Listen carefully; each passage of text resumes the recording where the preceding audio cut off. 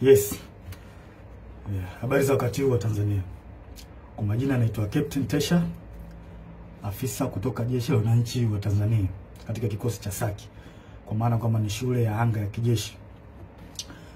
Awali ya yote napenda kumshukuru Mwenyezi Mungu, muumba mbingu na nchi, kwa kunipa uhai na afya mpaka muda huu ambapo nazungumza nanyi wa Tanzania wenzangu. Nikiwa na maumivu makubwa sana moyoni juu ya haya yanaendelea katika nchi yetu. Nimejaribu kutafakari sana mpaka muda mwingine kufikia kumshirikisha Mungu kwamba nikiwa naiona hatari kubwa sana ambayo ipo mbele yetu kama taifa. Haikuwa rahisi hata kidogo kwangu mpaka leo hii Watanzania kuniona nikiwa mbele yenu naongea haya mambo. Haikuwa rahisi kwa sababu nazijua taratibu zetu za kijeshi jinsi zilivyokuwa ngumu, hasa kwa mambo kama haya.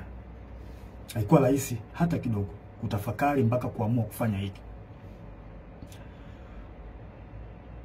Kwa maana hiyo sasa, nikiwa naifahamu hatari hiyo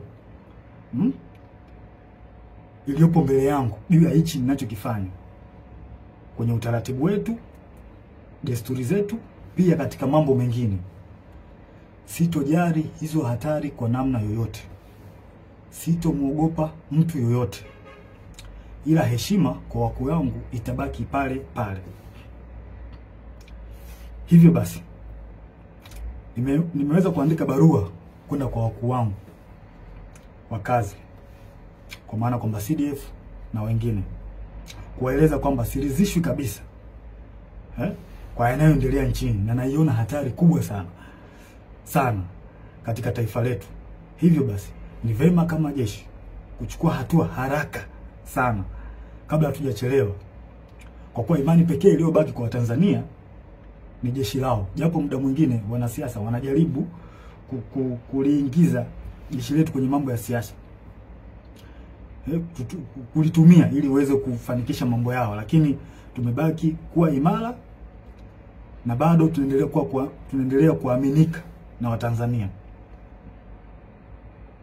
Hivyo basi, kwa kuona hilo na kuona hali ambayo ipo kwa sasa, sehemu pekee na imani pekee ya Watanzania ni kwenye jeshi lao.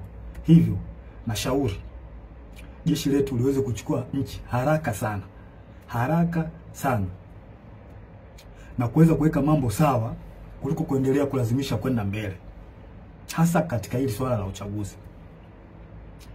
Baada ya kufanya hivyo, liweze kuwasikiliza wananchi kwenye taarifa, kwa maana kwamba taarifa mbalimbali kutoka kwa wananchi ziweze kuwasikiliza na maoni yao.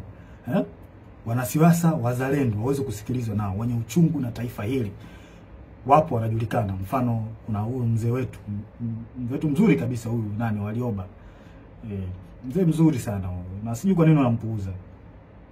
Kuna huyu Humphrey Polepole, kuna mzee Butiku, kuna majaji wazuri, mfano huyu Jaji Robert Makaramba na wengine wengi.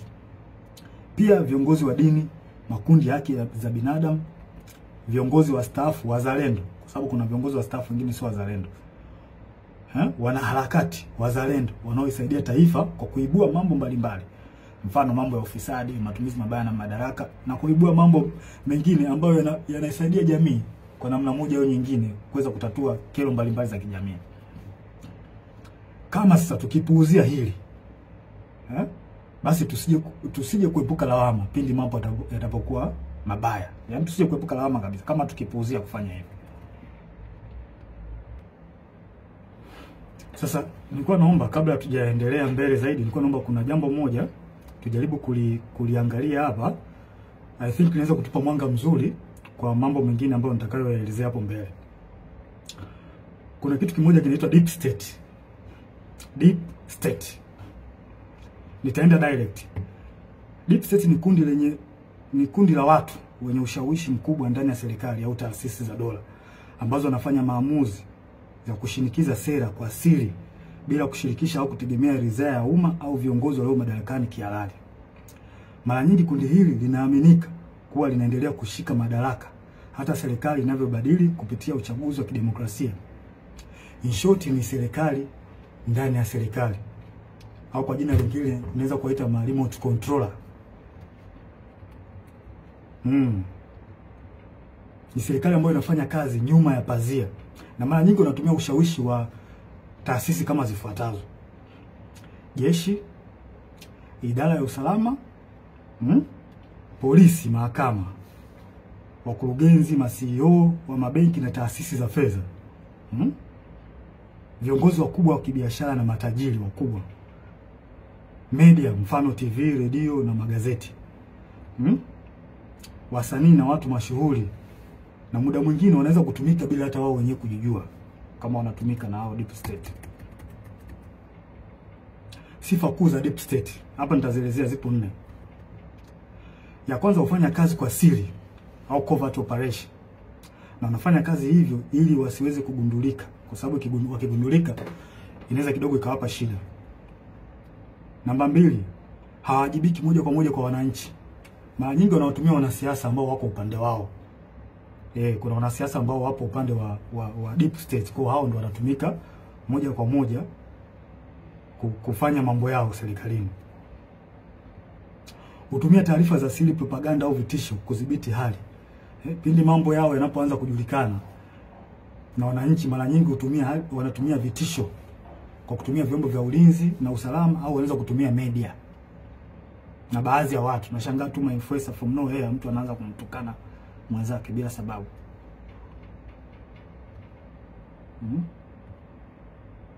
Na wanaweza kumpinga au kumuondoa kiongozi aliyechaguliwa kama hawakubaliani naye. Mfano, wananchi labda wamemchagua kiongozi fulani ambao wao wamempenda, wameona kabisa huyu kiongozi ataenda kutusaidia kutukomboa katika nchi yetu au katika jamii yetu.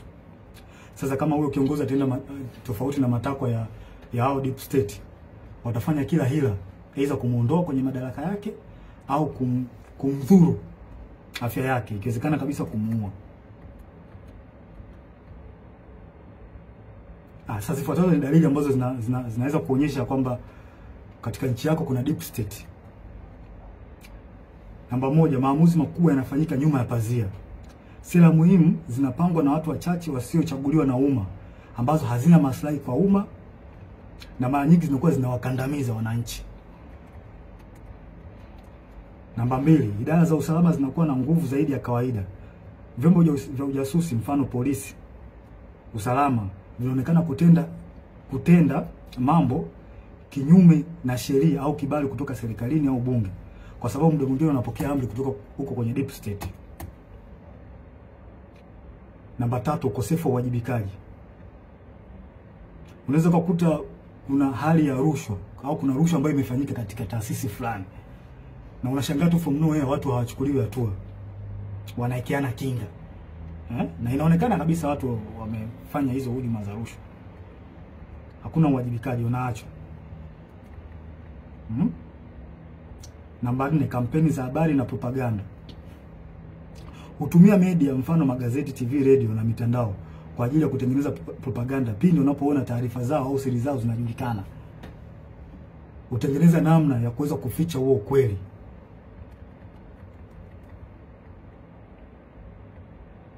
Maslahi ya namba 5, maslahi ya kiuchumi na kiusalama.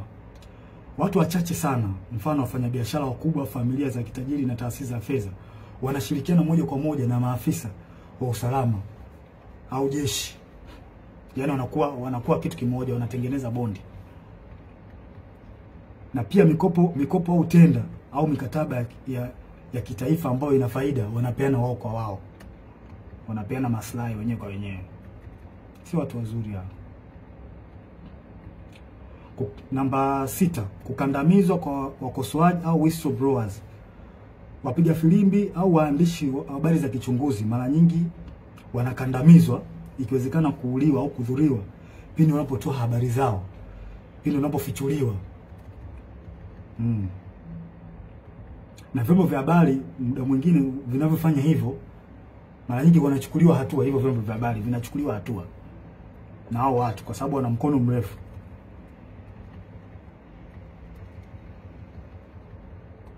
Si watu wazuri hao.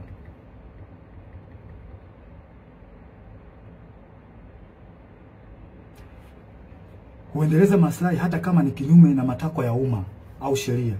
wananchi hata mkipiga kelele vipi kuhusu hali mbaya au matatizo ya nchi, wao hawajali. Yaani wanafanya mambo kwa maslahi yao, hawajali wananchi hawa watu. Hawajali kabisa. Wanafanya mambo kwa faida zao wenyewe. Sasa kwa namna hiyo mnaweza mkaona, mkapata clear picture kuhusiana na hili jambo la deep state. Kwa mnaweza mkafanya comparison, mnaweza mkaangalia hali halisi na kinachotokea nchini kwetu. Je, hiko kitu kweli ni kipo? Kwa mimi ninavyoona na kwa ajili na kwa namna ambavyo nchi yetu inavyoendelea, hii jambo lipo. Lipo kabisa bila hata kuficha. Hakuna kuficha hapa. Hili jambo lipo na linaongozwa na CCM mtandao, wanajiita mtandao hapa. Wapo chini ya Kikwete, Rostam Azizi, wakina marehemu Bernard Membe, Mungu lazima roho yake mahali pema peponi. Hawa watu ndio wanasababisha Tanzania isiendelee, wanarudisha nyuma nchi yetu.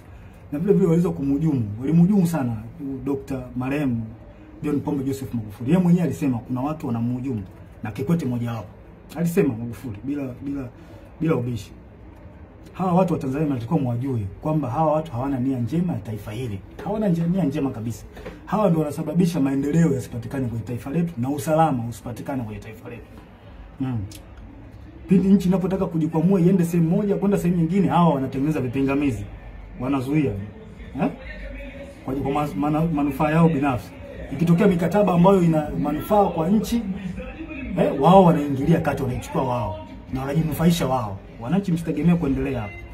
Mtapata shida. Nashangaa tu changamoto haziishi hospitalini, dawa za wagonjwa. Hivi kweli nchi yetu mpaka ilipofikia mpaka leo hii tunahangaika na dawa za wagonjwa kweli? Hii haileti picha nzuri kwa kweli. Yaani baada ya kwenda mbele kama taifa tunarudi nyuma. Na hawa watu sio kuwavumilia. Kikwete sio mtu wa kuvumilia kabisa. Na tusione haya. Tusione haya kueleza ukweli. Tusione haya kueleza ukweli katika jambo hili. Hawa watu sio wazuri. Na kwa mujibu wa Humphrey Polepole aliweza kuelezea vizuri hili jambo. Kwamba hawa watu walikuwepo tangu kipindi cha Mwalimu Nyerere. Na waliweza kutaka kujaribu kurubuni uchaguzi wa mwaka 1995. Walitaka waingie wao kwenye huo uchaguzi. Mnaweza mkaona sasa namna hawa watu waliokopo na watu hatari. Hawa watu hawakubaliki na tusikubali kama taifa. Tusikubali kwa ruhusu hao kwa sababu hawa watu wakiendelea kuwepo, wakiendelea kushika hizi nyazi, tusitegemee kupata maendeleo. Tusitegemee kabisa. Na tuambiane ukweli wa Tanzania. Na ukweli siku zote tukiambiana ukweli, ukweli unaponya taifa. Kwa hiyo kila mtu akikaa kimya, kuogopa sijui haitosaidia. Tutazidi kurudi nyuma hata mfanye kazi vipi my friend. Mtaletewa makodi ya ajabu, mtaletewa hiki, hata faida yenyewe kwenye biashara yako hutaiona. Na ndivyo kinachoendelea hata sasa hivi. Mnajionea wenyewe. Kwa hiyo hawa watu CCM hawa mtandao sio watu wazuri. Sio watu wazuri kabisa. Wadhibitiwe. Wanalihujumu taifa. Kabisa. Wanalihujumu taifa hawa watu. Wachukuliwe hatua kali. Wadhibitiwe kabisa. Na muda mwingine wanajaribu kutafuta zile sehemu ambazo zina nguvu. Mfano kama jeshi letu. Jeshi letu still bado lipo imara sana. Lipo imara sana. Wao wenyewe wanaona hii ni sehemu pekee ambayo wanaweza wakajifichia au wakapita huko kurahisisha mambo yao. Mfano wa mambo ya uchaguzi. Wanajua kwamba wakitumia jeshi wanaweza wakapitisha mambo yao. Na hili swala sio zuri. Na mimi ningependa nimshauri afande CDF awe makini sana hawa watu. Awe makini sana watu hapo. Asipokuwa makini nao tutalipoteza hili taifa. Watanzania hawatakuwa na sehemu nyingine ya kulilia. Sehemu pekee iliyobaki sasa hivi ni kwenye jeshi. Jeshi ndio sambo iko strong mpaka muda huu. Hizo sehemu nyingine, sijui mahakama, polisi, tayari Watanzania hawaziamini. Na huo ndio ukweli. Tusifiche mambo hapa. Huo ndio ukweli. Tusifiche mambo. Hebu afande CDF naomba tuangalie kitu kimoja na wenzangu. Mnaweza tunaweza mkapata tafakari kidogo hapa. Tunajua katika jeshi letu kuna watu wa aina mbalimbali. Wako wengi sana. Kuna waumini wa Askofu Gwajima. Kuna watu ambao pia walikuwa wanampenda Magufuli. Kuna watu ambao pia ni waumini wa Roman Catholic. Na ambao pia wamesikitishwa sana na kupigwa kwa huyu padri wao Father Kitime. Kuna watu pia ambao ni watu ambao wanapenda haki. Wanachukizwa tu na mambo ambayo yanaendelea nchini. Wapo kwenye jeshi letu. Wapo watu wengi wazuri wapo. Pia tuna watu ambao ni kabila la Kimasai ambao pia wameumizwa sana na swala ambalo linaendelea huko kwa ndugu zao, ikiwemo na wao wenyewe kuondolewa kwenye hii Ngorongoro na Loliondo, kufukuzwa. Wapo kwenye jeshi letu wa Masai, wapo. Wapo wengi sana. Pia kuna askari ambao ni ndugu, jamaa na marafiki na watu ambao waliotekwa na kuuawa. Wapo ambao wana undugu au na urafiki. Wapo. Wapo wengi. Sasa hebu tutafakari kitu kimoja. Sasa kama hawa watu wapo na kwa namna moja au nyingine wameumizwa na haya ambao au wameathirika kwa namna moja ama nyingine na baadhi ya matendo ya serikali. Kwa mfano kama kupigwa kwa Father Kitime, au Katoliki ambao ni askari watajisikiaje? Kufungiwa kwa kanisa kwa la Askofu Gwajima, au waumini ambao ni askari kwenye jeshi letu watajisikiaje? Au wa Masai, maafisa na askari ambao ni wa Masai wamefukuzwa Ngorongoro huko ndugu zao, au ongezekana wao wenyewe watajisikiaje? Au askari na maafisa ambao ni wapenda haki, wanapenda tu kuona kwamba nchi inaenda katika misingi ya haki, wakiona haya yanayoendelea nchini watajisikiaje? Sasa vipi sasa ikionekana kwamba hao wanasiasa wanajaribu kulazimisha jeshi litumike kuwanufaisha wao, hasa chama tawala? Hawa watu hawa watajisikiaje? Watahisi vipi? Wakati chama tawala hicho ambacho kimeshika dola ndicho kilichowaumiza, kilicholeta machungu, kufungiwa kanisa, kufukuzwa kwa Masai Ngorongoro, wa Katoliki kwa Father Kitime kupigwa. Unadhania watajisikiaje watu? Sijui mnanielewa? Kwa hiyo tujiepushe sana Afande Sidif, na kuomba mkuu wangu, tujiepushe sana kukubali au kukubaliana na hawa wanasiasa kujaribu kuweka mambo yao ya kisiasa, kututumia sisi kupitisha mambo yao ya kisiasa, kutengeneza fia kwa Watanzania. Tusiruhusu watu wafanye hivyo. Tutaligawa jeshi. Hao wanajeshi hao waliofanyiwa haya yote nilioeleza, wana maumivu, tunajua wana maumivu makubwa kiasi gani? Wanajisikiaje kwa ambayo yanafanyika? Hao waliotendewa ndugu zao, maaskofu zao, wanajisikiaje? Unajua wanawaza nini kwenye akili zao? Je, vipi sasa wakihisi kwamba hao wanasiasa wanataka kulitumia jeshi lao, watajisikiaje? Si wataona kama jeshi nao limewatenga, liko upande wa watu ambao sio watu wazuri? Hii ni hatari sana kwa taifa. Tusikubaliane hata mara moja. Na mimi binafsi sikubaliani nayo. Sikubali jeshi kuhusishwa na mambo ya siasa, kwa sababu ni hatari. Ni hatari kwa taifa. Tuambiane ukweli. Yaani ukweli utatusaidia sana. Na haya mambo hata alishasema baba wa taifa, mzee Warioba alishakataza sana. Tusirihusishe jeshi kwenye mambo ya siasa. Tutaharibu nchi. Tutaleta mgawanyo mkubwa sana. Leta mambo. Kuna maaskari na maofisa ambao wanapendezwa sana na the way huyu mwenyekiti wa Chadema Tundu Lissu anavyofanya hizo siasa zake, wanapendezwa nao. Huwezi kumlazimisha mtu, hiyo kitu kipo moyoni mwake. Sasa vipi sasa wakiona kwamba jeshi linahusishwa na wanasiasa wanalitumia kwenye mambo ya watu watawala ambao wamemzuru au wanaendelea kumshikilia vibaya huyo nani wao Tundu Lissu, watajisikiaje? Tunatengeneza bomu ambalo linaweza kuja kutulipukia baadaye tukashindwa kulidhibiti. Tujiepushe sana na haya mambo. Sio mambo mazuri. Sio mambo mazuri kabisa. Yanahatarisha taifa letu kwa kweli. Tusiweze kuyavumilia kabisa. Tuwe wawazi kuyaongea. Sasa huu ni ushauri wangu. Kwanza tusidanganye kwamba wananchi hawajui kinachoendelea. Hilo swali inabidi tulitoe kabisa akilini mwetu, kwamba wananchi hawajui wananchi wanajua vizuri kinachoendelea. Tusijidanganye kwa hili. Kwanza nashauri kitu cha kwanza, jeshi lichukue nchi na kufanya mambo yafuatayo. Jeshi lichukue nchi na kufanya mambo yafuatayo. Tuzuie uchaguzi. Afande Sidif, na kushauri zuia uchaguzi. Huu uchaguzi una mtego mkubwa sana. Umekiuka sheria, katiba ya nchi. Na sisi pekee upande wetu ndio tunaweza kuzuia. Neki hawawezi kwa sababu nao wanatufaika katika hili. Kwa mkuu wangu na kushauri usiingie kwenye mtego wa kuruhusu huu uchaguzi kufanyika. Na kama tukiruhusu tutakuwa tumekosea sana wa Tanzania. Huu uchaguzi una makashfa mengi, kashfa za rushwa, babaishaji kwenye kila sehemu, babaishaji. Sheria zinavunjwa. Hivi tujiulize.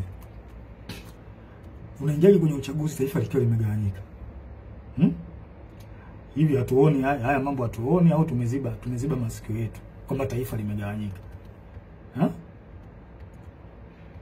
Mkuu, tusiruhusu taifa limegawanyika. Hili swala halina kificho, linaelezeka na linaonekana. Viongozi wa dini wameshauri, mzee wa Rioba, mzee Butiku, wameshauri sana juu ya haya mambo.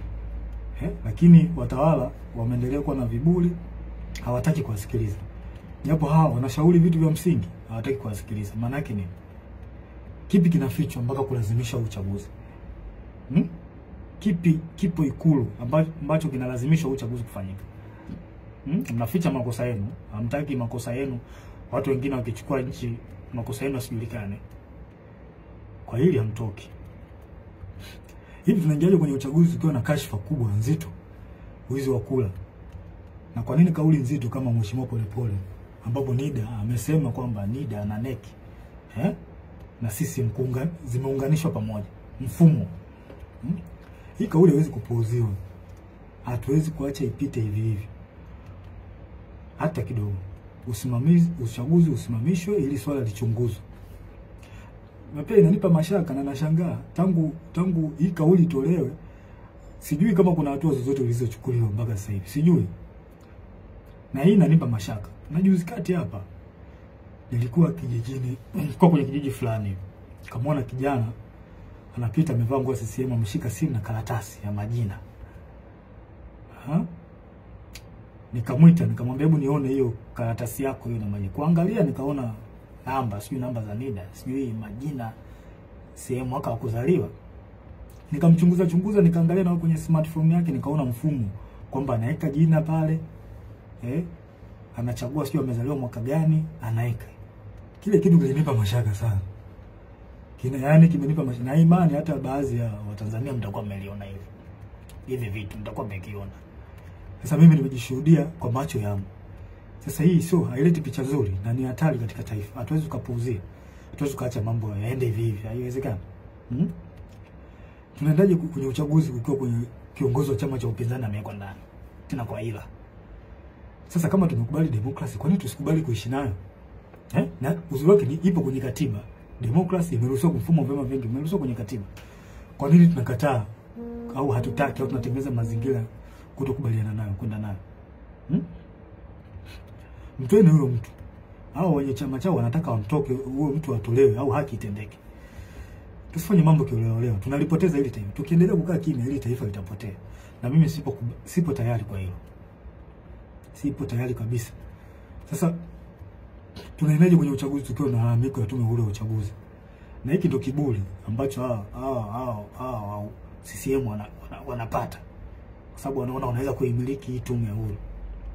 Mzee wa Rioba alishauri, mimi sio wa kwanza. Mzee wa Rioba alishauri watu mbalimbali wa haki za binadamu na wazalendo kweli hawa watu walishauri walishauri kwamba hii tume huru ya uchaguzi jaribu kurekebisha baadhi ya mambo. Wao hawataki, wanalazimisha tu mambo kwenda hivi hivi. Kwa nini wanalazimisha? Wanaficha nini? Kwa nini wanalazimisha? Kama chama tawala kinajiamini kimefanya maendeleo, iwapi hao tume huru ya uchaguzi? Wananchi si wanaona kwamba chama hiki kimefanya maendeleo. Watakipa tu kula. Watakipa kula kuliko kuhangaisha haki za watu hapa. Tunamkosea Mungu. Tunamkosea Mungu, na hii ni hatari katika taifa. Haiwezi kuvumilika hata kidogo. Haya, tunaingiaje kwenye uchaguzi kwa kuna tuhuma za rushwa ndani ya chama, iko chama tawala CCM na nje? Kwa nini tunakuwa na upuuzwaji wa kufuatilia mambo ya rushwa ambazo zinaweza kuhujumu uchaguzi na kupata kiongozi ambaye hastahili? Kwa nini? Hawa watu nini? Hawa wanaita watu wa kupambana na rushwa, PPCB. Mnafanya kazi gani? Kwa nini namchunguzi? Kuna viongozi kuna tuhuma za viongozi wa watu walitoka Chadema kwenda sijui chama gani, chama cha nini cha umma. Kuna tuhuma hapo kwamba hawa watu, kuna tuhuma za rushwa, walienda huko ili kwenda kuhalalisha uchaguzi. Vipi mmezichunguza hizo tuhuma? Au mnaacha mambo yaende? Mkiacha mambo yaende, mnaharibu taifa. Nawaambia mnaharibu taifa. Hili taifa mnaliharibu mkiacha mambo, msipotimiza majukumu yenu. Mnaliharibu taifa. Na hili alikubaliki. Na sijui mnalipeleka wapi hili taifa. Hili swala lichunguzwe. Hizi tuhuma haziwezi kaachwa vipite hivi hivi tu. Alafu mnalazimisha uchaguzi ufanyike. Hakuna uchaguzi hapa mpaka hizi tuhuma zichunguzwe, ujulikane ukweli. Yani from nowhere Chauma, watu ambao walikuwa wana nini? Wanalisha nini? Wanalisha ubwabwa. Eti ghafla ndio kimekuwa chama kikuu cha upinzani. Hiyo ikubaliki na ingia kilini. Hakuna uchaguzi wa namna hiyo. Mungu hajabariki hiyo. Na Mungu kama angekuwa amebariki hivi vitu vingeenda tu vizuri. Sasa mnaenda kumpata kiongozi ambaye hata Mungu mwenyewe hajakubaliana naye. Hii ni hatari kwa taifa kubariki hata kidogo.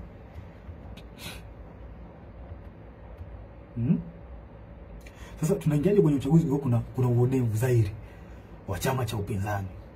Kwa makusudi wanazuia kufanya hata mikutano yao. Wanafunguliwa kesi za hila na za ovyo za kuwazoofisha. Wafuasi wao wanakamatwa, wanatekwa, wengine wanauawa.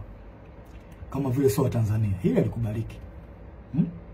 Alikubaliki hata kidogo. Kama tumekubali mfumo wa demokrasia, kwa nini tunashindwa kuishi nao? Mfumo wa demokrasia tumeukubali na tumeweka kwenye katiba. Kwa nini tunakubali kuishi? Kwa nini hatutaki kuishi nao? Kama hatutaki demokrasia hii, demokrasia mfumo wa vyama vingi, basi tuiondoe. Kuliko kufanya tu mambo kiolela, mnaua watu, mnawapiga, mnawazoofisha, sio vizuri, leti picha nzuri. Hawa ni Watanzania wenzetu. Haitaki hili swala, mimi sikubaliani nayo. Hiki kitu kipo ndani ya katiba. Mfumo wa vyama vingi upo ndani ya katiba. Sasa kwa nini mnawazoofisha hawa vyama hivi vya upinzani? Kwa nini mnawazoofisha? Wengine mnawafungulia makesi. Kweli? Hili halikubaliki. Alafu ngoja niwape mbinu chama tawala. Ngoja niwape mbinu ambayo iko very clear. If you really want to destroy or defeat the opposition party, the only thing is to derive development that will direct impact the life of citizen. Hii ndo the only way ya kuweza kudestroy chama cha upinzani. Pelekeni maendeleo kwa Watanzania. Pelekeni maji, pelekeni maendeleo yale ambayo ni tangible, ambayo direct itawafikia Watanzania, wananchi wenyewe. Hapo ndo njia sahihi ya kuweza kuua vyama vya upinzani. Na sio kama hivi mnavyofanya, mnawaua, mnawapiga. Haileti picha nzuri. Sio jambo zuri. Hao wote ni Watanzania. Sio jambo zuri kabisa, likubaliki. Mnamkosea Mungu bure. Haya, mtaingiaje kwenye uchaguzi? Hata chama chenyewe iko chama tawala. Uteuzi wao wa kiongozi wao hauna uhalali. Watu wamelalamika, wameenda mpaka mahakamani. Wengine mpaka leo wanalalamika kwenye vyombo vya habari na mitandao ya kijamii kwamba kiongozi wao hajateuliwa kwa mujibu wa katiba yao. Tunaendaje kwenye uchaguzi kwa staili kama hiyo? Nafasi za ubunge zimekuwa za rushwa. Ndugu jamaa na marafiki ndio wanapewa hizo nafasi. Sasa mtaenda kutengeneza serikali ya aina gani? Wale watu waliochaguliwa na Watanzania wenyewe na wananchi waliopitishwa kwenye kura za maoni, ambao wananchi wanawaamini kwamba ni watu wazuri na watendaji kazi wazuri. Mmewakata. Mmeka watu wetu. Sasa nashangaa mtaenda kutengeneza serikali ya aina gani huko mnapotaka kwenda? Hii ni hatari kwa taifa na haikubaliki. Haikubaliki hata kidogo.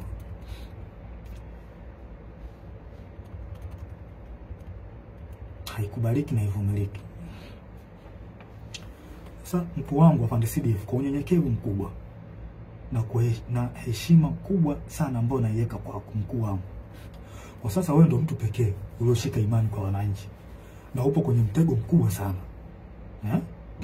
Tengeneza faraja imani kwa wananchi. Hili swala sio la Chadema. Hili swala ni la taifa, umoja na mshikamano na upendo wa taifa letu. Ili tuweze kuendeleza hayo, na kushauri mkuu wangu, zuia uchaguzi. Uchaguzi hauna kibali hata kutoka kwa Mungu. Mkuu wangu Fandisidifu, zuia uchaguzi. Kibali kutoka kwa wananchi tayari unacho. Na imani wananchi watakuwa na imani wananchi wanataka, kwa hali tu inavyoonekana kwenye mitandao. Bado mitandao nao ni njia rahisi ya kuweza kupata taarifa, kupata habari. Wananchi wanaamika uchaguzi uzuiwe. Kwa Fandisidifu na kushauri mkuu wangu kwa upendo kabisa na unyenyekevu wa hali ya juu sana, stay positive, zuia uchaguzi. Kibali kutoka kwa Tanzania umepata, zuia uchaguzi, wavushe hapa tulipo. Na kwa hiyo ukifanya hivyo utarudisha imani kubwa kwa wananchi na jeshi, ambao ukweli usiofichika kwamba kuna namna ambayo jeshi letu liliteteleka, kwamba kuna namna ilionekana na ilisiwa kwamba kuna namna inatumika na baadhi ya wanasiasa. Kwa hiyo ukifanya hivi utaweza kurudisha imani ya wanajeshi na wananchi kwenye jeshi lao. Kwa maana jeshi letu lipo kwa ajili ya kulinda katiba na kuwalinda wananchi, na sio kiongozi aliyekuwa madarakani. Mkuu wangu Fandisidifu, nasisitiza tena, huu uchaguzi ni wa kihuni, tusikubali kabisa. Tusikubali wauni wachukue hili taifa. Na ndio maana kuna hali ya kulazimisha. Wauni kuna jambo wanataka kulifanya. Tusikubali. Tukifanya hivyo hakika tutakuwa tumeligawa taifa. Na haya mambo sio ya ufisadi ambao tunayaona sasa hivi. Ufisadi, sio uaji, yani utaongezeka maradufu na wananchi hawatakuwa na la kuongea. Utaongezeka maradufu tukikubali uchaguzi ufanyike. Fandisidifu, umeshika matumaini ya Watanzania, zuia uchaguzi.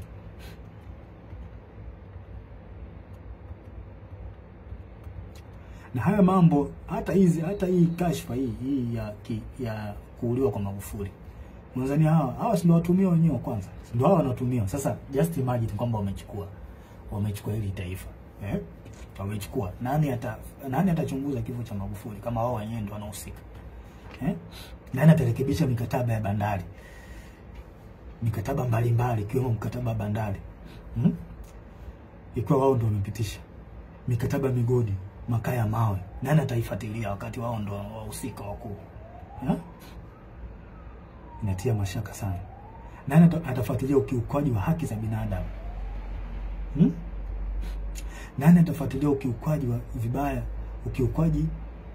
utumiaji vibaya wa ofisi za umma, ikiwemo wao ndio wanahusika, ikiwa kwamba wao ndio wanahusika? Nani atafuatilia? Mkuu wangu Fandisidifu, tusipochukua hatua za kuzuia uchaguzi, basi tunaenda kupoteza hili taifa na kuwasaliti wa Tanzania. Tusipofanya hivyo, tunaenda kuwasaliti wa Tanzania. Tujiulize kwa nini wanalazimisha na kutumia nguvu kubwa katika huu uchaguzi. Kwa nini wanalazimisha hawa watu? Kuna nini wanaficha ambacho hawataki wa Tanzania wakijue hapo Ikulu? Kuna nini hiki hawa watu wanaficha mpaka walazimishe? Yaani mambo yanaenda tofauti na katiba, wao wanalazimisha tu. Tofauti na sheria za uchaguzi wanalazimisha. Kuna nini? Wanatumia marushwa, wanatumia nguvu kubwa sana mpaka kuua watu. Kuna nini wanaficha? Mkuu, kila siku wananchi wanalia kwa haya yanayoendelea nchini. Wanalia sana. Huko mitandaoni ukipita unaona. Hawana tena mahali pa kukimbilia kupata msaada. Maana kama mahakama yenyewe hawana imani nayo. Na mahakama ipo upande wa tawala. Jeshi la polisi ndio kabisa lipo hivyo, hawaliamini. Na huo ndio ukweli usofichi. Yaani hapa ni kuongea ukweli. Tukitaka kuliponya taifa letu tuongee ukweli. Hawaliamini. Na inasemekana kwamba watekaji wenyewe hao wenyewe ndio wanahusika. Hao jeshi la polisi baadhi yao wanahusika na utekaji. Bunge nalo ndio hivyo. Most of them kule ni chama tawala. Hawaliamini. Kwa sehemu pekee ambayo wananchi wanaiamini ni kwa jeshi lao la wananchi wa Tanzania. Wananchi wanalia sana mkuu. Wanaitaka jeshi lao liingilie kati, lichukue nchi, kuweka mambo sawa. Ili mambo na uchaguzi uende vizuri. Sasa kwa nini tusiwasikilize hawa wananchi wetu? Kwa nini tunawapuuza? Hili ndio jeshi lao, jeshi la wananchi ndio jeshi lao hawa wananchi. Tunataka tuwasikilize. Tusipowasikiliza hawa wataenda wapi? Hawa wananchi wataenda wapi tusipowasikiliza? Je, tunataka waingie mtaani wenyewe wakapambanie nchi yao? Kama sisi hatutaki kuwasikiliza wananchi. Na wananchi hao ndio wenye jeshi lao. Kwa hiyo tunataka maana yake ni kwamba tunawataka hao wananchi waingie mtaani wenyewe wakajikomboe, wakachukue nchi yao. Kwa hiyo tunataka hiyo. Mkuu, tusipowasaidia tutakuwa tumefanya usaliti mkubwa sana kwao. Na mimi daima, mimi Captain Tesha nitakuwa upande wa wananchi. Hili naliongea bila kificho, bila kuogopa mtu yoyote. Nitakuwa upande wa wananchi. Watanzania tambueni, kama jeshi lisipoingilia kati, basi jueni wanajeshi wengi wapo upande wenu. Tambueni hilo. Wanajeshi wengi hawakubaliani na kinachoendelea nchini. Wapo upande wenu.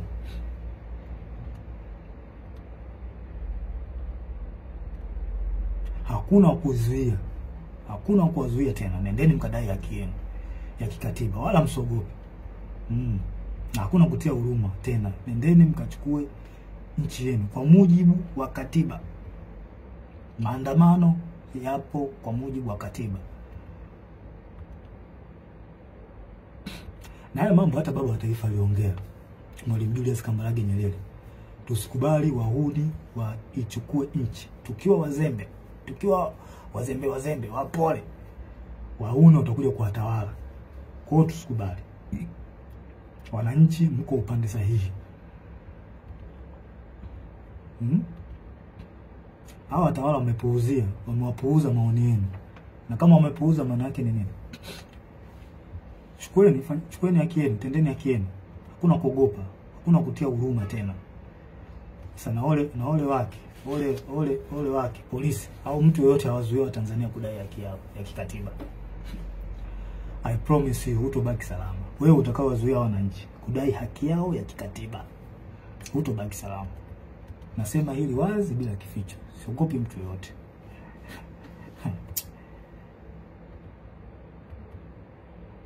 Ngoja niwaambie tu ukweli. Mimi napenda sana kuambia ukweli, hasa katika mambo critical kama haya, mambo ambayo yanahusu nchi. Mimi napenda sana kuongea ukweli.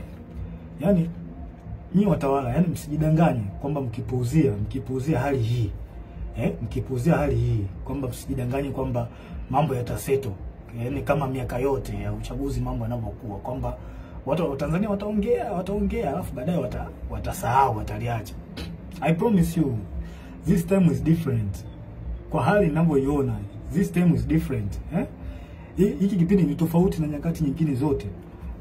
Wazungu wanakuambia, wana kauli yao, wanakuambia what brought you success yesterday does not guarantee victory tomorrow.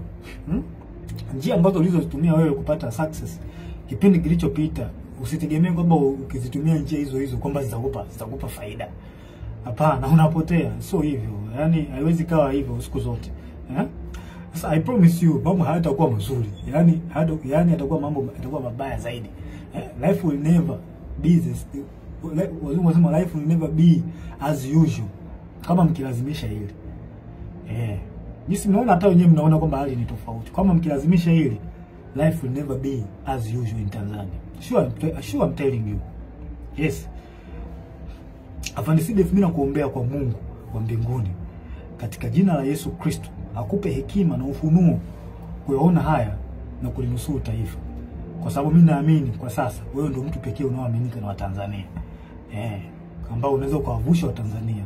Wavushe hapa, wape kile kitu wanachokitaka, kwamba wanataka katiba mpya, yani yasikilizwe maoni ili tuweze kuvuka Watanzania kwa pamoja. Tanzania kwetu wote. Ya Watanzania wote. Kwa nini tunawanyanyasa hawa Tanzania jamani? Haileti picha nzuri. Kwa kweli, haileti picha nzuri. Tunakula kodi zao. Lazima tuwasemee. Swala la pili ya Afande Sidef. Uchunguzi wa kifo cha aliyekuwa rais na amiri jeshi mkuu wetu, askari namba 1, John Pombe Joseph Magufuli. Rais Magufuli alikuwa askari namba 1 na amiri jeshi mkuu. Alikuwa kipenzi cha Watanzania. Kama sio wote basi walikuwa wengi wao, pamoja na askari. Walikuwa wanampenda sana huyu mtu. na mimi ni mmoja wapo, nampenda sana, nilimpenda sana na still bado nampenda sana huyo mzee. Kipenzi cha Tanzania. Sasa na inawezekana pia hata waliokuwa wanamchukua by that time, kwa sasa hivi inawezekana kuna hali ambayo imeanza kuja kwao, kwamba wanawezekana kwamba wanaona kwamba mtu alikuwa sahihi, kwamba walifanya makosa kumchukia. Na hisi hivyo, na kuna baadhi tayari washa admit. Magufuli aliongoza nchi kwa uzalendo hali ya juu. Hamna mtu asiyejua hilo kwamba huyu mtu aliongoza nchi kwa uzalendo mkubwa sana. Kifo chake kimewahuzunisha watu wengi sana ndani ya nchi na nje ya nchi. Hilo halina ubishi. Na kuna wengine nikiwa mimi Captain Tesha nikiwa ni mmoja wao, sijawahi kabisa kupona maumivu ya kifo chake. Yani mpaka leo sijawahi kupona maumivu ya huyu rais wangu John Pombe Joseph Magufuli. Naona sijui haya maumivu yataisha lini. Sasa kwa hali hiyo tumeweza kusikia taarifa mbalimbali. Of course hizi taarifa tuliweza kuzisikia mwanzoni kabisa kipindi cha kifo chake. Mimi nilizisikia hizi taarifa mapema sana. Ile sasa nikawa sina taarifa, sina uhakika nazo. Nilizisikia kutoka Kenya. Kuna hawa mabloggers, YouTubers, mabloggers walisema baadhi yao kwamba Magufuli ameuliwa na Kikwete. Kuna baadhi yenu nahisi hizo taarifa mtakuwa mmeza. Hamna kuficha vitu hapa. Kuna baadhi yenu nahisi hata hizi taarifa mtakuwa mlizipata mwanzoni kabisa baada ya kifo cha Magufuli. Umeona bwana? Sasa tumeweza kusikia taarifa ya kwamba kuna uwezekano kifo kimemsababisha na kupangwa na CCM mtandao. CCM mtandao hao wanaikao kwa watu ambao sio wajua CCM mtandao. Hao ni Kikwete, Rostam Azizi, na marehemu Mungu ailaze roho yake mahali pema peponi Bernard Membe. Hao ndio CCM mtandao ambao wanajulikana. Na wengine ambao hawajulikani. Sasa hivi tunaanzaje kupuuza taarifa za kifo chake? Tunaanzaje kupuuza hizo taarifa za kifo chake? Pamoja na kwamba zilitolewa kwenye vyanzo vingi, lakini mtu kama Humphrey Polepole sio mtu wa kumpuuza hata kidogo. Huyu mtu yani utumishi wake unaeleweka. Ameshika nyadhifa mbalimbali, sehemu tofauti. Na kwa kweli ni mchapakazi kweli. Kweli mimi nampenda huyu mtu kwa uchapakazi wake. Nampenda. Nataka nijifunze baadhi ya vitu, nataka nijifunze kutoka kwake. Ni mtu mzuri sana. Mtu mzuri sana. Sasa tunaanzaje kupuuza taarifa zake? Tunaanzaje kuzipuuza hizo taarifa za Polepole? Hizi taarifa zake haziwezi kupuuzwa hata kidogo. Na nahisi hata usalama wa taifa wanazo. Polepole ameeleza hata hizi taarifa za kuuliwa kwa Magufuli hizi, usalama wa taifa walikuwa wanazijua. Na hata CCM wenyewe baadhi yao walikuwa wanajua. Na hili sala inanisikitisha sana mimi binafsi. Linanisikitisha sana. Na nahisi hata wazalendo wengine inawasikitisha kwamba tangu taarifa hizi zimetolewa hakuna hatua yoyote iliyofanyika. Na huyu mheshimiwa Polepole ameeleza vizuri sana kwa ushahidi situation nzima zewe ilivyokuwa ameeleza vizuri tu. Kwamba amiri jeshi mkuu kuna uwezekano ameuawa na wanamtandao. Sasa najiuliza hivi utaratibu wa kupuuza taarifa muhimu kama hizi kwenye taifa letu umeanzia lini? Umeanzia lini kupuuza taarifa ya kifo cha mheshimiwa wetu Magufuli? Umeanzia lini kupuuza taarifa zinatolewa na mtu kama Polepole? Mnapuuza. Kwa nini mnapuuza? Kwa nini mjafanya uchunguzi mpaka sasa hivi? Hili swala linasikitisha sana na linatia mashaka, na sijui tunaelekea wapi kama taifa. Hivi ni kweli tupo serious kama taifa? Hivi kweli tuna mapenzi mema na taifa letu au tunaigiza uzalendo? Kuna watu wengine wanaigiza uzalendo, yani wao wanaigiza, hawana ule uzalendo kutoka moyoni. Wapo kwa ajili ya maslahi. Hii tabia kuchukulia poa mambo muhimu katika taifa letu limeanza lini? Hili alikubaliki.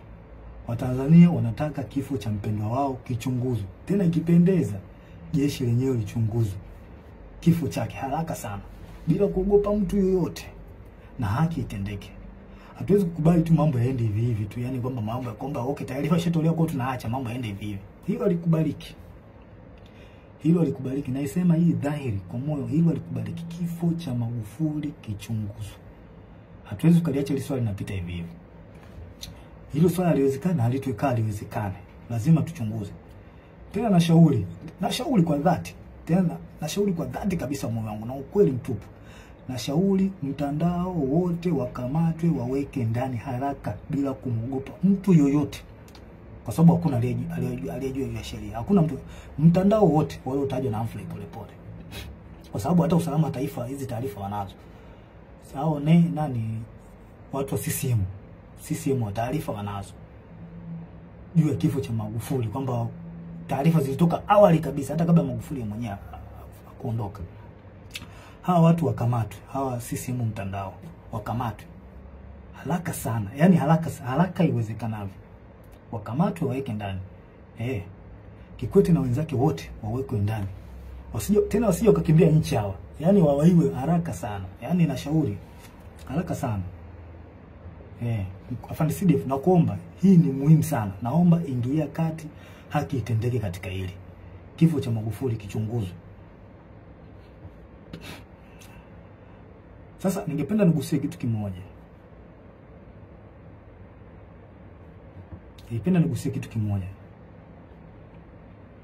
Mwaka 2005 kuna kiongozi mmoja wa kijeshi ilisemekana alilishwa sumu.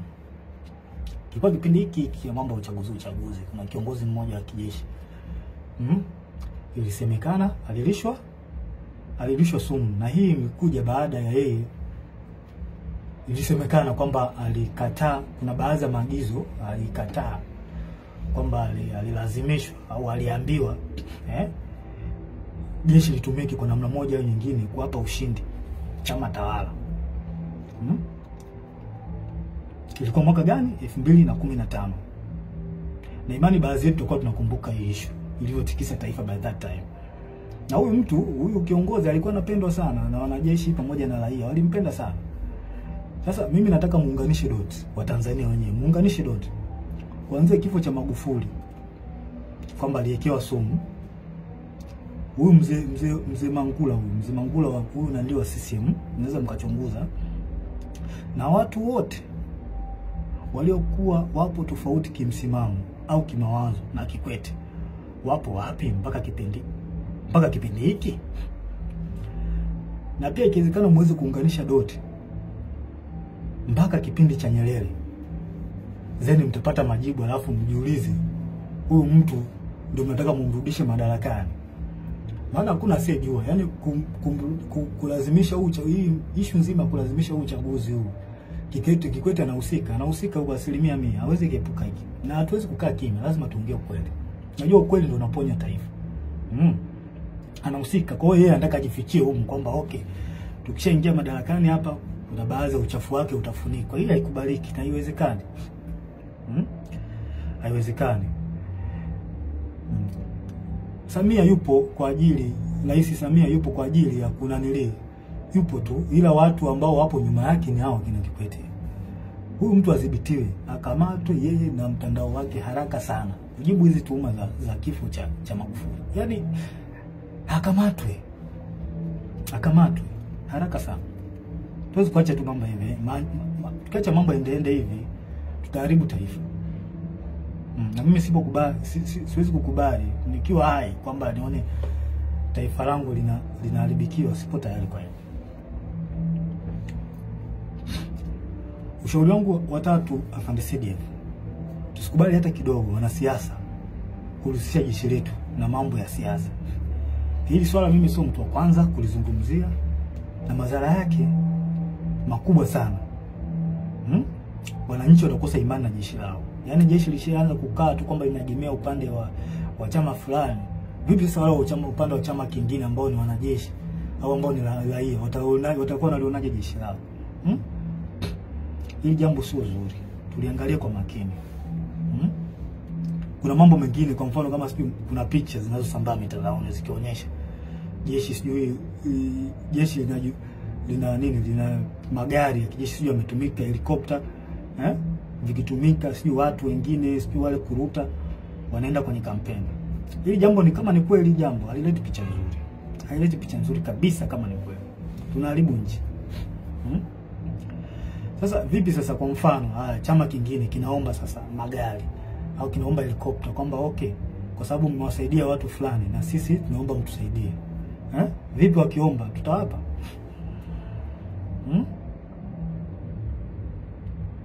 tumefika hapa. Okay, je, what next kama tukikataa?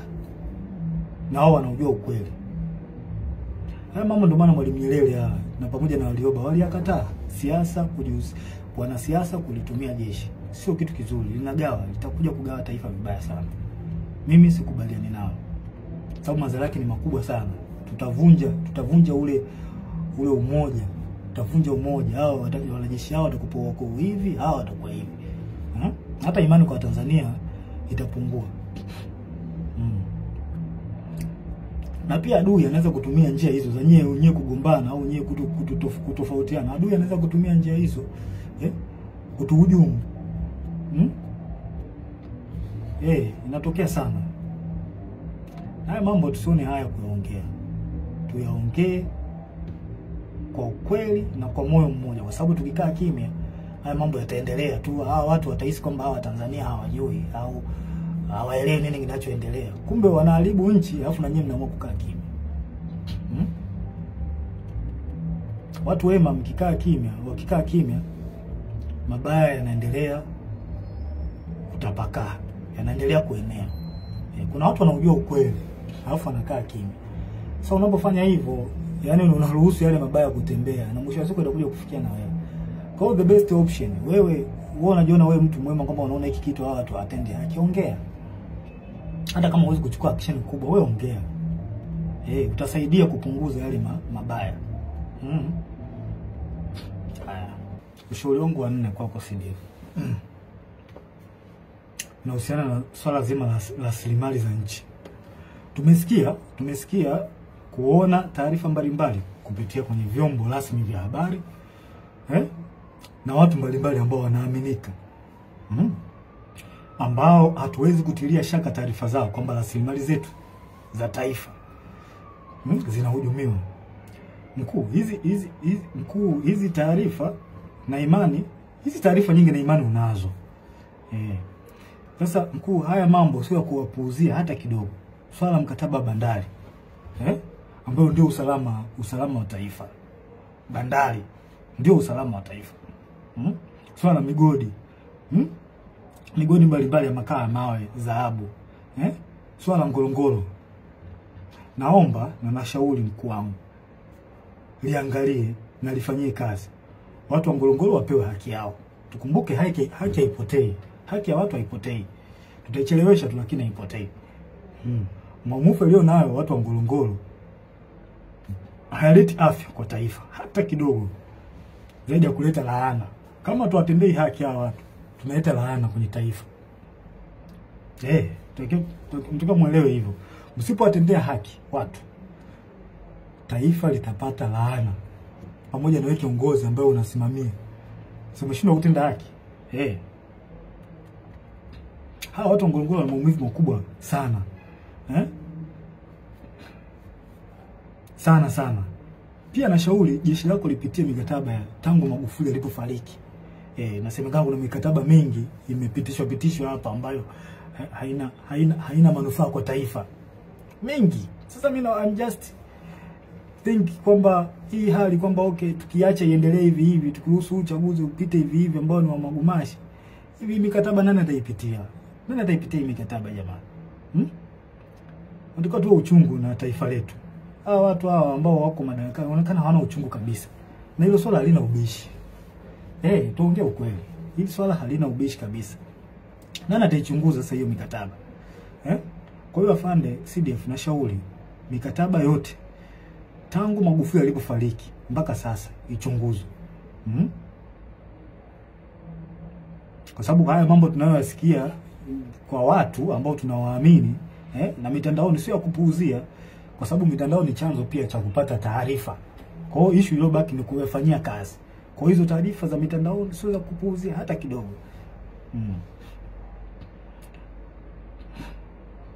Tukikuta tu kwamba tumeuza nchi na watu kaanza kupuuzia mambo ya mikataba, naweza nikuta kwamba tumeuza nchi bila kujijua. Na kuanza kuhangaika sio na kodi za bodaboda, sio kodi za mawinga. Kama mawinga nao mtu amemaliza zake chuo, ameamua ajishikize tu kuwa winga eti naye anatakiwa alipe kodi. Huu ndo mwanzo wa kuonyesha kwamba rasilimali zetu zimeuzwa. Mnashindwa kusimamia rasilimali vizuri, mnaanza kuhangaika na watoto. Boda mlimbisha kodi ya nini? Winga.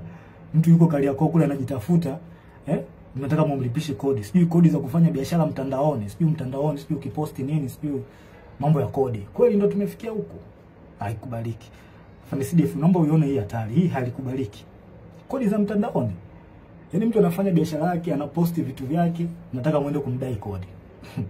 Does not make sense. Hii haina maana kabisa. Hii sio ishara nzuri kwa taifa. Yaani badala ya kuendelea mbele, kurahisisha maisha ya wananchi, sisi tunarudi nyuma na kuzidisha ugumu wa wananchi. Yaani serikali inatokea ifanye maendeleo kwa ajili ya kurahisisha maisha ya wananchi. Yaani wananchi wapate unafuu, wajisikie fahari kuishi katika nchi yao. Sasa sisi ndio tunazidi kuwekea ugumu. Haya makodi ambayo hayana ajabu haya yanatoka wapi? Hii inaonyesha tumeshindwa kusimamia rasilimali zetu. Kwa hiyo FAMICDF tunashauri rasilimali zichunguzwe. Mimi binafsi sipo tayari kuvumilia haya hata kidogo. Sipo naongea hii kwa moyo wa dhati. Siogopi kitu chochote. Yaani siogopi kitu chochote. Issue kama ya kifo, kufa ndio kitu ambacho siogopi kabisa. Kwa sababu mpaka nimeamua kuwa mwanajeshi, swala la kifo nilikuwa nalijua. Kwa hiyo siogopi. Sipo tayari kuvumilia haya hata kidogo.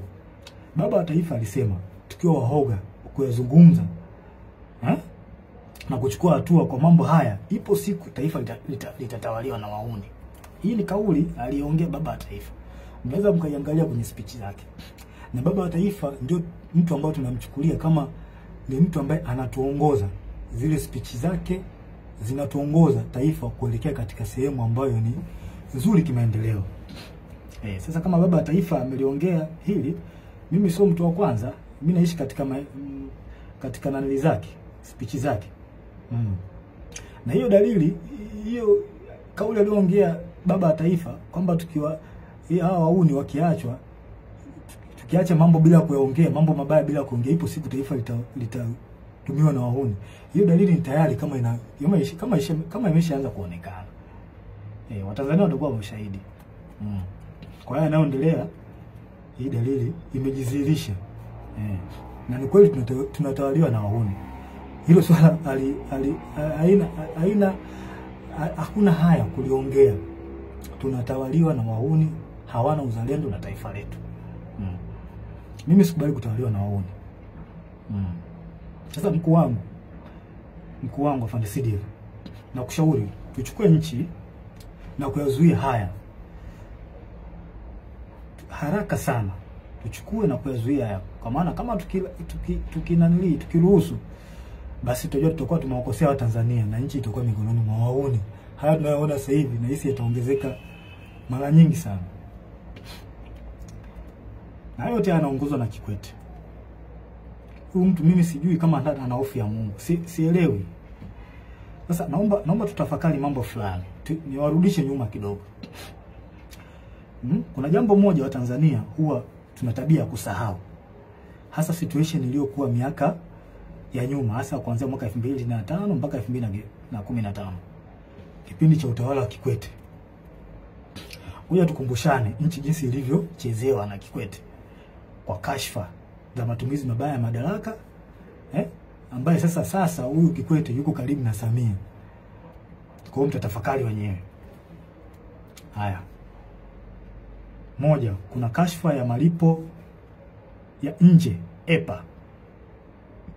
Kuanzia mwaka 2005 kwa makadirio tu hapo, ambao mtakuwa na taarifa sahihi, I think mnaweza mkaeka mambo sawa.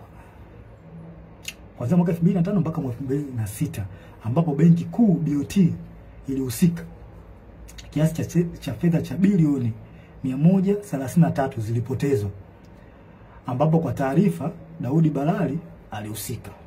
Watu ambao mlikuwepo kipindi hiko na hizi taarifa mliipata. Kuna kashfa Richmond 2006 mpaka 2008, ambapo Edward Lowassa, Nazir Karamagi na Ibrahimu Msabaha, hawa watu walituhumiwa kwa kashfa hizi. Kuna mabilioni ya pesa mengi hapo yalipotea. Kuna kashfa ya Meremeta, Tan Gold na Deep Green Finance mwaka 2006 mpaka mwaka 2007. Bilioni 155 zilitumika bila uwazi. Watu wamebeba hela hapo. Kipindi cha Kikwete alikuwa kiongozi. Kuna kashfa ya rada 2007. Serikali ilinunua rada kutoka Bae. Kampuni inaitwa Bae, I think iko UK. Kwa bei ya juu mno kupitia rushwa. Yaani watu hao wauni wauni watu wabaya sana. Hawa wauni walipandisha gharama. Yaani hii kampuni ilikuwa inauza gharama ya chini, lakini wauni ambao walipewa kwenda kufanya manunuzi ya rada wakapandisha gharama. Karibia bilioni 60, waliongezea bilioni 60. Kwenye ununuzi wa hii rada kutoka UK. Sasa kwa bahati nzuri serikali baada ya kufuatilia zile fedha ziliweza kurudishwa na serikali ya Uingereza, bilioni 60. Naona mambo haya. Haya. Kashfa ya makaa ya mawe ya Kiwila Coal Mine kuanzia mwaka 2008. Mgodi uliuzwa kwa kampuni inayohusishwa na viongozi wa juu kwa wakati huo ambaye alikuwa Edwin Lowassa na Daniel Yona. Mabilioni ya shilingi ya ununuzi wa mgodi wa mikopo. Yaani hao inaonekana walinunua mgodi. Walinunua mgodi kwa gharama, walifanya hujuma kununua mgodi kwa gharama ya chini. Hujuma hizo. Kuna kashfa nyingine ya shirika la ndege la Tanzania ATCL 2008 mpaka 2010. Mabilioni ya pesa ya hasara kwa shirika. ATCL iliingia mkataba mbovu na South Africa Airways.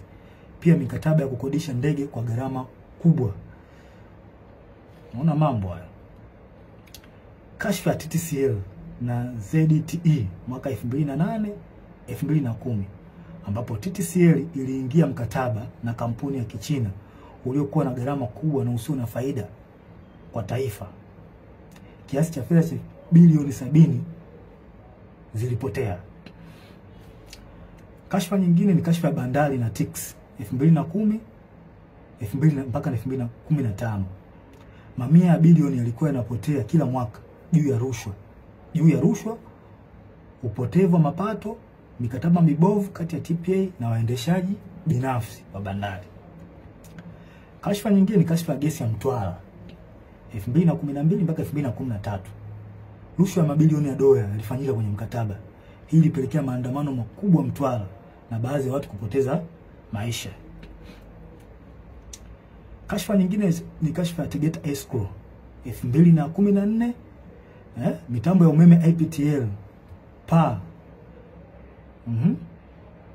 Fedha zilikuwa katika account ya escrow ya benki kuu zilichukuliwa na kugawiwa kwa watu binafsi, makampuni na viongozi wa kisiasa.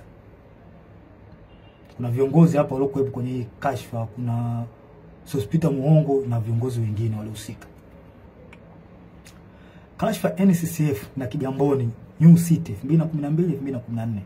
NCCF iliwekeza katika mradi mikubwa ya ujenzi ikiwemo mradi wa Kigamboni New City bila uwazi na kwa gharama kubwa. Billions of money zilipotea kwenye hii kashfa. Kashfa nyingine ni kashfa ya bandari ambao wengi wenu, bandari ya Bagamoyo ambao wengi wenu mmeisikia. Hizo ni kashfa kubwa. Ingawa zipo nyingi lakini hizi ni baadhi. Hizi ni kubwa ambazo zilikuwa kipindi cha utawala wa Kikwete. Huyo mtu ambaye sasa hivi yupo karibu sasa na Rais Samia. Pia kuna kashfa ndogo za kipindi hicho. Kuna manunuzi ya magari ya mawaziri na viongozi, magari ya kifahari 2006 mpaka 2011. Yaani kuna magari ya kifahari yalinunuliwa ya mawaziri na viongozi kwa wakati huo. Kuna ubadhirifu katika miradi ya maji ya vijijini mwaka 2009 mpaka 2013. Baadhi ya miradi ilipokea fedha nyingi lakini haikukamilika. Hizo hata Magufuli aliongelea. Mikopo yenye utata kupitia benki za serikali kama TIB na benki ya kilimo. Na baadhi walionufaika walikuwa wana ushawishi kisiasa. Yaani wanasiasa walijinufaisha kupata mikopo kwenye hizo benki. Ufisadi katika mikataba ya ujenzi wa barabara na madaraja. Gharama zilikuwa zikipandishwa kiholela. Kashfa ya manunuzi ya sare za jeshi la polisi. Angela Kiziga alihusika. Sasa hizo ni kashfa ambazo zilikuwa kipindi cha Kikwete, huyu mtu ambaye yuko sasa hivi yuko na Mama Samia, yuko karibu naye sana. Nadhani mnaweza mkawa na picha fulani. Sasa basi, kwa baadhi ya watu ambao mlikuwa mmesahau haya na ambao mlikuwa hamjapata akili, hii ndio awamu ambayo Kikwete alikuwa kiongozi. Na kashfa nyingi hapo mtandaoni, na kashfa nyingi hapo wana mtandao walihusika kwenye hizo kashfa hizo. Kwa hiyo mnaweza kutafakari wenyewe na kupata majibu kwa hizi kashfa. Tena hizi ni chache, zipo nyingi sana. Kashfa za awamu ya 6 ambazo kipindi cha mama, na imani mmezisikia. Mmezisikia, nyingine mmezishuhudia na mnaziona mpaka wakati huu. Kashfa za mama.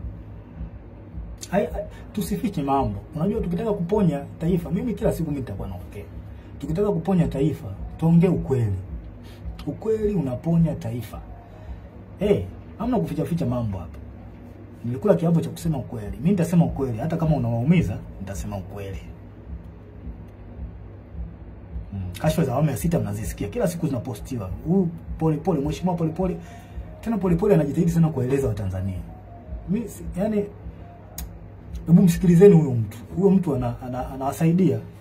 Msikilizeni. Ameeleza makashfa nyingi, mama mfisadi ya mtoto wa nani? Mtoto wa rais. Mtoto wa rais tulitegemea uwe mfano kwa vijana wa Tanzania.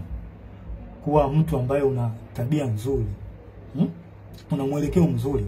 Lakini mtoto wa kiongozi ndio anakuwa mtu mwenye kashfa. Haileti picha nzuri kwa taifa, na ni aibu. Ni aibu kwa mheshimiwa rais mtoto wako kuwa na kashfa. Ni aibu. Aibu sana.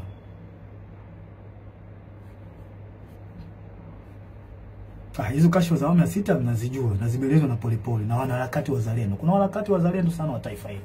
Wanajaribu kuibua mambo kwa lengo la kuwafahamisha, kuwafungua macho wananchi, muelewe kwamba mjue nchi yenu inaendea wapi. Wamejitahidi sana hawa wazalendo. Wanatoa taarifa mbalimbali, na taarifa hizo nyingi zina ukweli. Nyingi zina ukweli. Unaona, hata kwenye masuala ya uongozi mambo tu yanaenda ovyo ovyo. Yaani kipindi hiki mambo yanaenda ovyo ovyo. Mambo haeleweki, ni kama nchi haina kiongozi. Lazima tuongee ukweli, hamna kuficha hapa. Rushwa kila sehemu, yani rushwa zimetapakaa. Hivi mradi mdogo kama ule wa mwendo kasi ule. Mwendo kasi kweli ndio kufikia stage hii. Watu wanapita kwa kuingia madirishani. Watu wanajaa mpaka unakaa juu. Ni kweli? Kweli tunalipeleka wapi hili taifa? Kitu kidogo kama mradi ule wa mwendo kasi tunashindwa ku-manage. Je, standard gauge hii tutaiweza hii? Na wasiwasi na tunapoelekea sio pazuri. Kweli. Na mimi nitaendelea kuongea ukweli. Nitaendelea kuongea ukweli daima. Kwa hiyo mnataka umjue huyo Kikwete ni mtu aina gani. Ambao mnamtetea baadhi yenu. Nataka mumjue kipindi chake alifanya mambo gani. Hawa watu hawafai kabisa. Hawana uzalendo wala uchungu na Tanzania. Nyie ambao mpo gizani mpaka msaizi, hamuyaoni haya. Naombea kwa Mungu mpate ufunuo tu, muweze kuyaona haya. Ushauri wangu wa 5 kwa CDF. Afande CDF, na kuomba kwa hekima kabisa, watu wafuatao waweze kukamatwa, wapelekwe kwenye vyombo vya sheria. Juu ya tuhuma zinazowakabili. Watu hao ni huyu mtoto wa Kikwete. Mtoto wa Samia Abdul Kikwete mwenyewe. Rais mstaafu Rostam Aziz, Angela Kiziga, na huyu mkurugenzi wa usalama wa taifa Mumbo. Wakamatwe haraka sana kabla ya kukimbia nchi, kujibu tuhuma zinazowakabili. Yaani hili swala tusione haya. Kama tupo upande wa haki, tusione haya kuzungumzia hivi vitu. Hawa watu wakamatwe. Wameharibu sana hili taifa. Hatuwezi kuacha watu wachache wachafue na kuharibu taifa. Haiwezekani. Wakamatwe haraka sana bila kuogopa wala kuonea haya. Hawa watu sio kuacha hata kidogo. hawawezi kuepuka mkono wa sheria. Sio watu kuacha. Kwa haya yanayoendelea hawawezi kuepuka mkono wa sheria. Na hii inaonyesha ndio maana wanalazimisha uchaguzi. Ili wafiche uchafu wao. Inatabidi tulifikirie hili swala. Kwa nini hawa watu wanaficha, wanalazimisha sana uchaguzi? Kuna vitu ambazo wanavificha. Je, na sisi tumekubaliana kuna hivyo vitu wanavyovificha kwamba tumekubaliana kwamba tuviache tu? Tunalipeleka wapi taifa?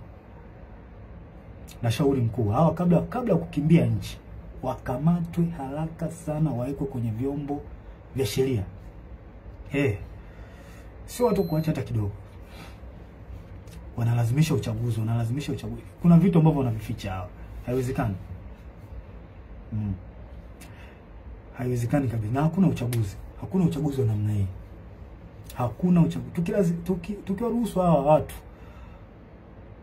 wafanye huu uchaguzi ambao hauna haki wala kibali kwa Mungu, tunaenda kulipoteza taifa. Na tusije kusema kwamba tusije kumlaumiana baadaye. Tusije kulaumiana. Hakuna uchaguzi wa namna hii. Hakuna. Mimi wajibu wangu ni kuwalinda Watanzania. Na kuwalinda Watanzania nitawalinda kwa namna nyingi. Nitawalinda kwa njia ya kuongea, nitawalinda kwa njia ya silaha pale inapobidi. Nipo tayari kwa hilo kwa sababu ndicho kiopo changu. Na najisikia faraja kuwalinda hao Watanzania. Yaani ni faraja kubwa sana. Kubwa sana. Nawapenda sana. Mkuu, nasisitiza tena. Na sio kama nakupa amri, na shauri. Hawa watu wakamatwe haraka sana. Hili swala halitopita daima mpaka haki itendeke. Nchi gani tunakubali kusumbuliwa na kikundi cha watu wachache wasiotakia mema nchi? Yaani kikundi cha watu wachache kisichozidi hata 20 kinasumbua watu almost milioni 60. Kweli tunakubali kusumbuliwa na watu na wanajeshi na tukiwemo humo? Mimi sikubali. Hao watu wakamatwe ili turudishe imani kwa taifa na uwajibikaji. Maana walishazoea kwamba Watanzania wanaongea alafu watasahau. Hili swala halitosahaulika milele na milele. Mpaka kieleweke. Na hata kama imetokea mmeniua mimi, na imani wapo watu wengine wataendelea kuongea.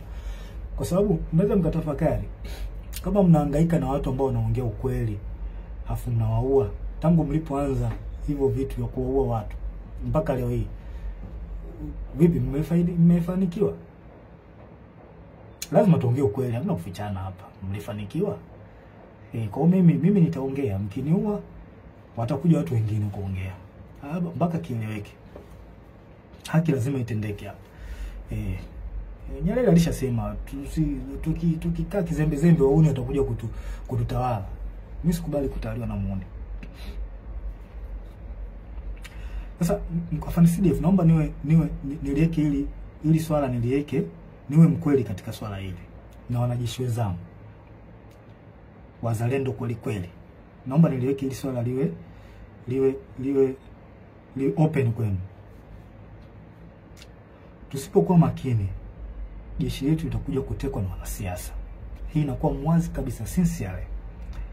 Kama ilivyotekwa mahakama, jeshi la polisi, usalama, na iona hatari jeshi letu nalo kuja kutekwa na wanasiasa. Na tusidanganye kwamba kwetu halitotokea. Hiyo inawezekana na dalili zishaonekana. Lakini this time itakuwa tofauti na miaka yote. Hawa watu wamefanya maovu mengi sana. Hawa kina Kikwete, Rostam, Samia, wametumiwa kwa mambo mengi sana, maovu na mazito kweli kwa taifa hili. Hivi mnahisi watakaa kizembe? Watakaa kizembe tu? Lazima walazimishe kwa uchaguzi. Lazima walazimishe. Kwani tunadhani kwamba hatujui au wanadhani kwamba hawajui hatari ambayo iko mbele yao kwa yote waliyofanya? Jeshi pekee ndio sehemu iliyobaki kwa hao kujihakikishia usalama wa kudumu.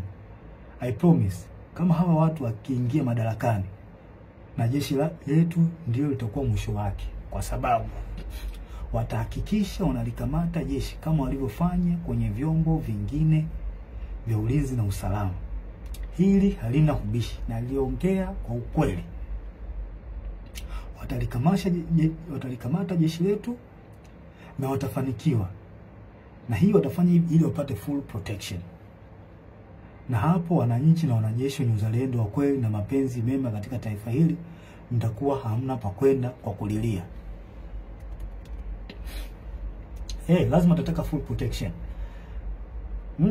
Kwa sababu kwa uchafu waliofanya lazima watajitahidi by enemies wapate full protection. Na sehemu ile baki ni jeshini. Kwa hiyo lazima watalikamata jeshi. Lazima tukiwaruhusu uchaguzi ufanyike. Uchaguzi huu ufanyike. Lazima watalikamata jeshi. Kama ilivyokuwa polisi na mahakama. Lazima watafanya hivyo. Je, tupo tayari kwamba tunakubali wafanye hivyo? Hawa tuone hii hatari ambayo iko mbele yetu.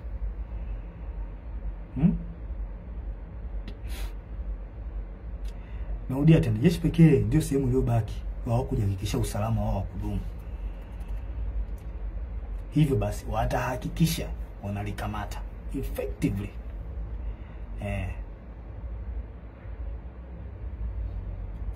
Hawa watu wa FARDC lazima wadhibitiwe haraka sana. Na sio jambo la kupuuzia hili. Ushauri wangu sio jambo la kupuuzia hili FARDC. Hawa watu wadhibitiwe haraka sana. Sio watu wazuri hawa. Sio watu wazuri kabisa. Yaani sio watu wazuri. Sasa wanasiasa wastaafu, wanasheria wastaafu, viongozi wa jeshi wastaafu, viongozi wa dini. Hivi hamuoni hii hatari ambayo iko mbele yetu? Ingawa baadhi yenu mmejitokeza kuongea, lakini wengi wenu bado mpo kimya.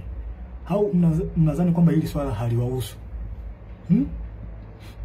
Now I promise you, hii hatari mkikaa kimya, kwa sababu nyinyi mnajiona mko salama, nyinyi viongozi wa staafu na wengine mnaona mnakaa tu kimya, mnajiona mko salama. I promise you, hii hali ikitokea, madhara yake na nyinyi mtakuja kuona baadaye. Lazima itawafikia. Lazima mtawafikia, itawafikia tu. Sasa hivi mnaona kwamba mnakaa kimya, mnaacha tu mambo yanafanyika ovyo ovyo, nyinyi mnakaa kimya. Au mnanufaika na nyinyi? Na washauri viongozi wangu wa staafu, viongozi wa dini, msikae kimya. Taifa linaenda kupotea. Tuwa kweli katika hili. Msikae kimya, taifa linaenda kupotea. Msikubali uchaguzi ufanyike. Hakuna mchaguzi wa aina hii. Wanalazimisha kwa sababu wanajua mambo yao waliyofanya, uchafu waliofanya. Na ndio maana wanalazimisha sana. Tuongee ukweli. Hakuna kuficha hapa. Kuna swali lingine ambalo mheshimiwa Polepole alizungumzia. Na mimi napenda tu nilisisitizie. Nashauri katika taasisi zote za serikali, vyombo vya ulinzi na usalama, mahakama, bunge, wizara zote, hasa wizara ya fedha, taasisi za usalama wa taifa na sehemu nyinginezo, tunzeni taarifa zote za ushahidi zinazohusu ukiukwaji wa sheria na taratibu za serikali. Kama msipofanya hivyo, time will come, and it very soon, time will come, tutataka mtujibu wapi zilizopo hizo taarifa. Na hatutakuwa na uvumilivu na mtu yoyote. Sure, I'm telling you. Hatutakuwa na uvumilivu na mtu yoyote. Tunzeni hizo taarifa. Tunzeni taarifa zote za mambo ya rushwa, za mambo za ukiukwaji wa madaraka, uvunjifu wa taratibu, uvunjifu wa sheria. Tunzeni hizo taarifa. Time will come, tutahitaji hizo taarifa.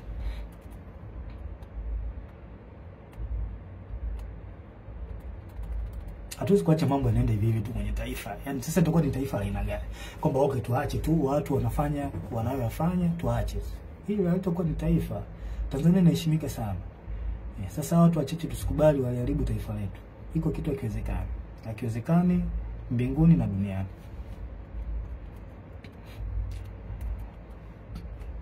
Pia nashauri wanasiasa na baadhi wakuu wa vyombo vya ulinzi na usalama, hebu tuache kutengeneza psychological fear kwa Tanzania.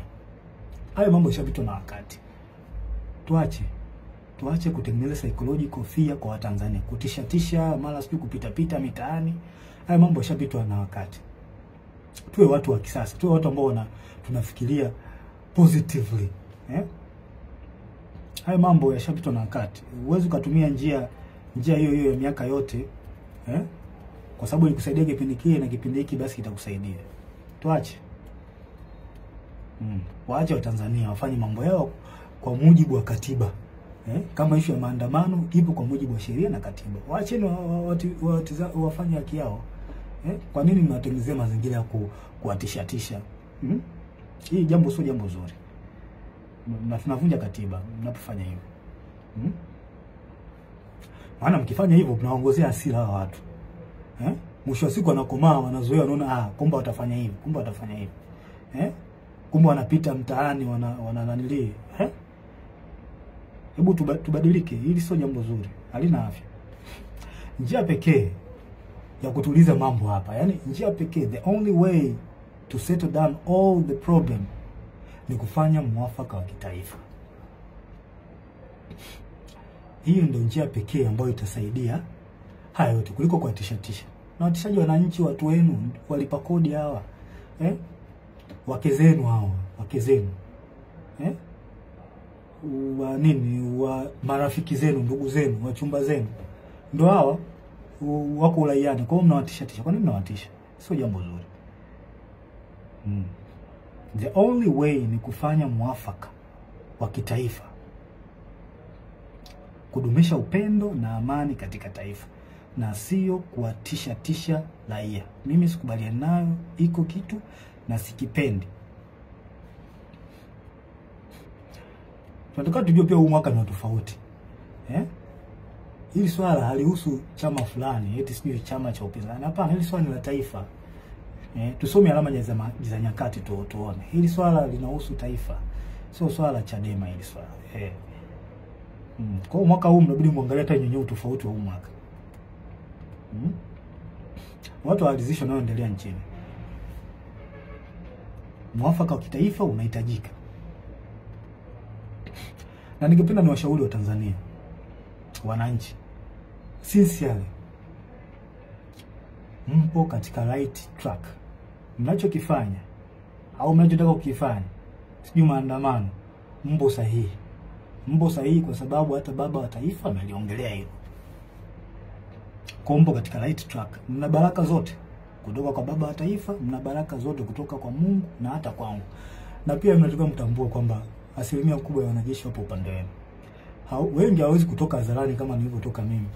Kwa sababu sio ujasiri wa kila mtu ambaye anaweza kufanya hivi. Ila mtambue wanajeshi wengi na askari, hata kwenye polisi huko na sehemu nyingine, wapo upande wenu. Hapo upande wenu kabisa. Na kwa sababu mnachokisimamia ni haki na kinaonekana, basi jua hata baba wa haki ni Mungu wetu, Mungu wa mbinguni, yupo upande wenu. Hakuna kuogopa wala kutia huruma. Hili naliongea kwa msisitizo. Hakuna kuogopa wala kutia huruma. Na ole wake. Yaani hapa naliongea sasa kwa kumaanisha ole wake polisi au mtu yoyote atakayewazuia wa Tanzania kutimiza haki yao kikatiba. Siku inakuja, I promise you, siku inakuja tutakuuliza kwa nini ulikubali kupokea amri ya kuwazuia hao watu au kuwaua au kuwazuru. Kwa nini ulikubali kufanya hivyo? Najua muamini, lakini siku iko njiani. Hatuwezi kuacha taifa lipotezwe na watu wachache. Iko kitu hakikubali. Hakikubaliki hata kidogo. Hayo mambo 6 yalikuwa ushauri wangu kwa wakuu wangu. Kwa hiyo kama mkiona inafaa kutekeleza, basi itakuwa jambo la heri, itakuwa jambo zuri, kwa sababu lengo ni kulisaidia taifa letu, kuliokoa katika hiki kipindi. Na tusidharau kwamba hakuna hatari. Hatari ipo na ni kubwa sana. Sasa jambo lingine la mwisho, ningependa tu niwashauri wasanii na ma-influencers, wasanii mbalimbali na ma-influencers, vioo vya jamii hao wanajiita. Wasanii, jitahidini mkae upande wa wananchi. Huo ni ushauri ambao nawapa, japo sio wa ulazima sana, ila ningependa niwashauri mkae upande wa wananchi. Jifunzeni kwa wasanii wengine wa nchi nyingine. Matatizo kama haya yakitokea, angalieni woga wanakaa upande gani. Huo ni ushauri wangu wa bure na ni mzuri kabisa. Kama ikiona inafaa, mnaweza mkautekeleza. Ila kama mkiona haifai, pia mnaweza mkauacha. Nimemaliza. Ila kabla tarehe 29, Mungu akitupa uhai, nitarudi tena. kabla ya tarehe 29, na kama kutakuwa hakuna mabadiliko yoyote nitarudi tena. Lengo ni kuliokoa hili taifa, tulisaidie, na hatuwezi kukaa kimya. Nitarudi tena kabla ya tarehe 29. Asanteni na watakia wakati mwema. Mungu awabariki sana.